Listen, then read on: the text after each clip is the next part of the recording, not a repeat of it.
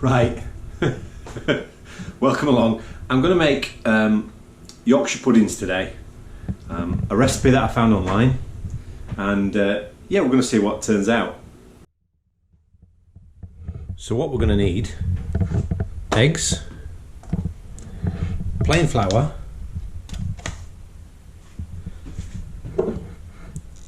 black pepper, salt, and some vegetable oil, although preferably you might want beef dripping if you can get it, but I'm using vegetable oil. So let's go. Fair warning, I've had a couple of drinks, so we're just going to take this as it comes, see what happens. So a point to note is that we're going to use a measuring jug here. Okay, now I'm going to use, for me, I'm going to use 3 eggs. I'm going to put them into the bowl. I'll tell you what, we're going to use 4 eggs. And whatever the 4 eggs come up to in the measurement on the jug, we need to make equal amounts of flour and milk and water. Milk and water is a 50-50 mixture. So that's my 4 eggs in there. And we need to make a note that that comes to, for me, that's 1/4 of a pint. So whatever measure you're measuring, you need to remember that number. So whether you're using ounces or cups or whatever your measurement is, for me, it's 1/4 of a pint. So I need to remember that amount. So 4 eggs, 1/4 of a pint into my bowl. So now I need to add milk and water. Half and half, 50-50 ratio to 1/4 of a pint. So I need to fill up, where are we? I need to go to there for my milk, and then the rest I'm going to make it up to 1/4 pint with water.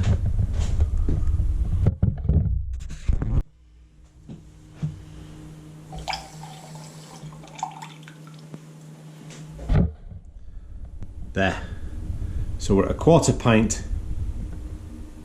maybe just slightly, or no, it's bang on, is that? It's the bubbles that make it look like it's over. Right, okay, so what we're going to do is add that to the mix. Essentially you're using the same amounts for everything. So eggs, milk and water, 50-50, and then plain flour we're going to add up to 1/4 pint. Okay, so you probably can't see that, but that is 1/4 pint of flour, plain flour. Okay, and we're going to add that to the mix, but because we've had wet ingredients in there, it's going to be sticky around the sides. Okay, so we're just going to use a spatula just to get those extra bits out of there. So in that goes. There's no need to sift it or anything. There we go, a bit left in there, so I'm going to scrape that out. So that's all my flour in there. Okay, now what we're going to do is we're going to add 1/2 teaspoon of salt.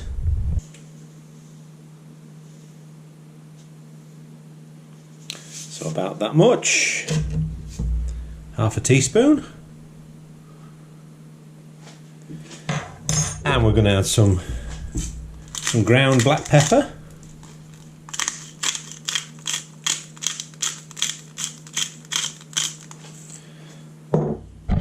That much. And then what we're going to do is we're going to gently fold it in and whisk it up with a fork, but only gently. Okay, we don't need electric whisk for this.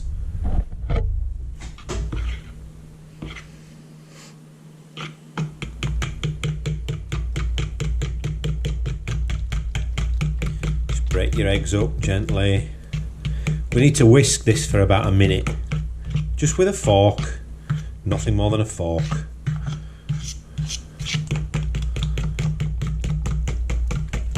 You're going to think that it doesn't look right when you do it, but trust me, go with it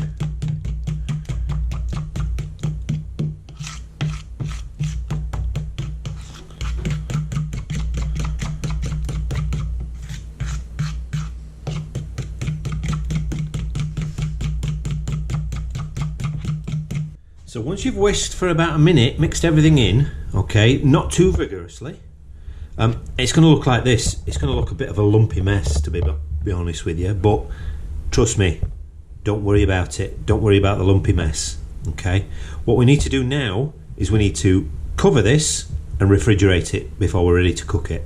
Ideally, you want to make these 24 hours in advance, or you make the batter 24 hours in advance before you cook them.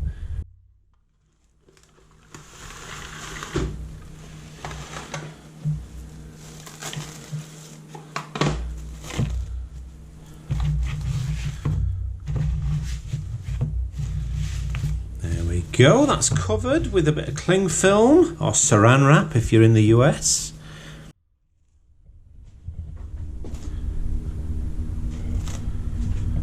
There we go.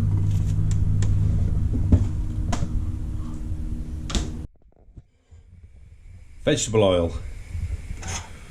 1 teaspoon per muffin or bun tray, whatever you want to call it.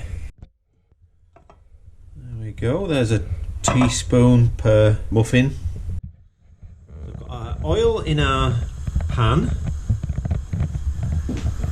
and we need to get our oven as hot as possible. I'm going with gas mark 9, that's the maximum that mine goes to. So whatever yours goes to, as hot as possible. And we heat the oil that's in the pan until it's smoking hot.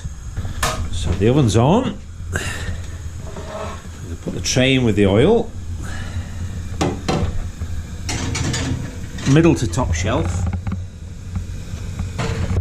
and we're going to heat that until it's smoking hot. Once your oil in your pan is ready, you need to take your batter out of the fridge, uncover it. It looks a bit unsavoury at the moment, but what we're going to do is throw that in the bin, get up another fork, and we're going to give it a final stir just to bring it together before we put it in the oil. And again, just a gentle mix, we're not worried about lumps. And then we need to work as fast as possible putting this in. We need to pour about 1/3 into each, and you'll see it bubbles up straight away. That means your oil's hot.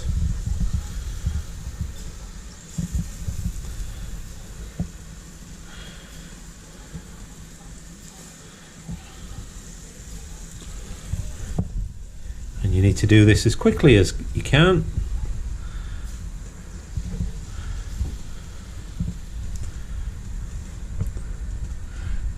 There we go, that'll do us grand.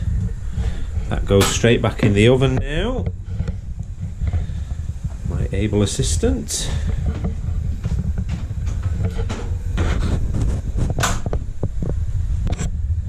I'm going to cook this for around about 15 minutes, but about halfway through we're going to turn the heat down. Back shortly. Right, this is after about 4 to 5 minutes, and I don't know if you can see, they've risen right up in there. It's awfully tempting to open the door, but do not open the door until the end of the cooking time. So we've got a couple more minutes now, and then I'm going to turn the heat down. I'm going to turn it down to about gas mark 7. So whatever that is where you are, then turn it down, in about 7 or 8 minutes into the cooking time. Right, we're about 8 minutes now, and they're about as big as they're going to get. You can see them in there. So now what I'm going to do is turn the oven down from top temperature down to around about gas mark 7, and that'll just cook the bottoms properly, because you don't want an uncooked bottom. So we're going to leave that for another about seven minutes, and we should be good, just so we don't burn our tops. Right, that's us done. Oven off. Oh, wrong way. Door open. And here we go.